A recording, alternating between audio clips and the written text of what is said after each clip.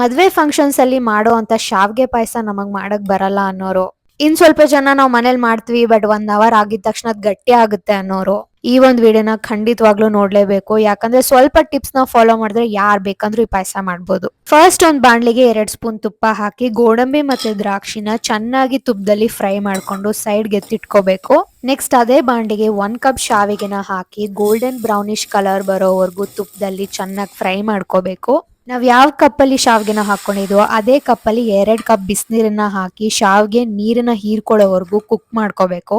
Almost ಒಂದು 80 to 85% ಶಾವ್ಗೆ ಬೆಂದಿರುತ್ತೆ. ಅದೇ ಕಪ್ ಮೆಜರ್ಮೆಂಟ್ ಅಲ್ಲಿ 2 ಕಪ್ ಬಿಸಿ ಹಾಲು, 1 ಕಪ್ ಸಕ್ಕರೆ ಇಲ್ಲಾಂದ್ರೆ ಬೆಲ್ಲ, ಸ್ವಲ್ಪ ಕೇಸರಿ ದಳ ಹಾಗೆ ಸ್ವಲ್ಪ ಏಲಕ್ಕಿ ಪೌಡರ್ ನ ಹಾಕಿ ಫ್ರೈ ಮಾಡಿರೋಂತ ಗೋಡಂಬಿ ದ್ರಾಕ್ಷಿನ ಹಾಕಿ ಸಕ್ಕರೆ ಕರ್ಗೋವರೆಗೂ ಇನ್ನೊಂದು 5 to 8 minutes ಕುಕ್ ಮಾಡ್ಕೊಂಡ್ರೆ ಶಾವ್ಗೆ ಪಾಯಸ ರೆಡಿ ಆಗುತ್ತೆ.